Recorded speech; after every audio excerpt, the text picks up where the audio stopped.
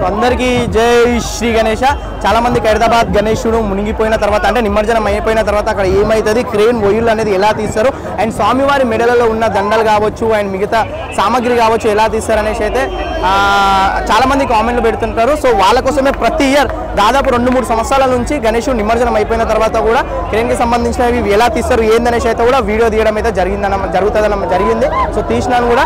So అదేవిధంగా ఈసారి కూడా తీస్తున్నాను. చూడండి, మనకు క్రేన్కి సంబంధించిన మనుషులు కూడా అక్కడికి వెళ్ళేసి స్వామివారి మెడలో ఉన్న దండలు అదేవిధంగా ఏవైతే క్రేన్కి సంబంధించినవి ఏవైతే పట్టీలు ఉన్నాయో అవి ఇప్పడం అయితే జరుగుతుంది. చూడండి, అండ్ ఖైరతాబాద్ మహావినాయకుడు అయితే 2024లో టోటల్గా అయితే మునిగిపోయిండు. ఇది అయితే గ్రాండ్ సక్సెస్ అని చెప్పుకోవచ్చు అన్నమాట.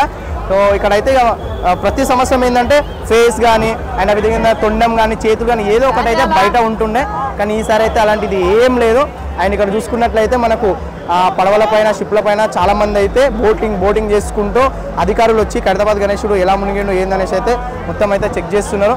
సో చాలామంది ఏంటంటే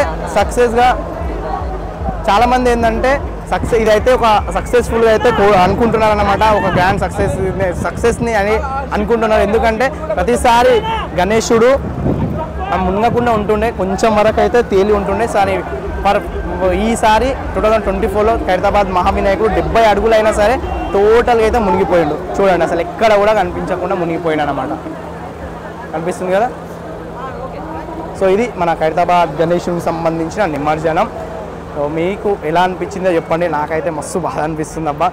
దాదాపు 3 నెలల నుంచి అంటే 100 రోజుల నుంచి ఖైరతాబాద్ గణేశుడు 11 రోజుల వరకు ప్రతిరోజు గణేశుడి గురించి మాట్లాడుకుంటూ ఏదో ఒక రోజు అసలు గణేశుడి దగ్గరికి వెళ్ళకుండా అంటే నేను అసలు వీడియో తీయకుండా సరే గణేశుడి దగ్గరికి అయితే వెళ్ళేసి వచ్చేవాడిని కంపల్సరీ అయితే. కానీ ఇక గణేశుడు అయితే ఫైనల్లీ గంగమ్మ తల్లి ఒడిలోకి వెళ్ళిపోయాడు. నాకైతే మస్తు బాధ అనిపిస్తుంది అబ్బా. అండ్ అదేవిధంగా మీకు ఎలా అనిపిస్తుందో ఒకసారి అయితే కింద ప్రతి ఒక్కరైతే కామెంట్ చేయండి.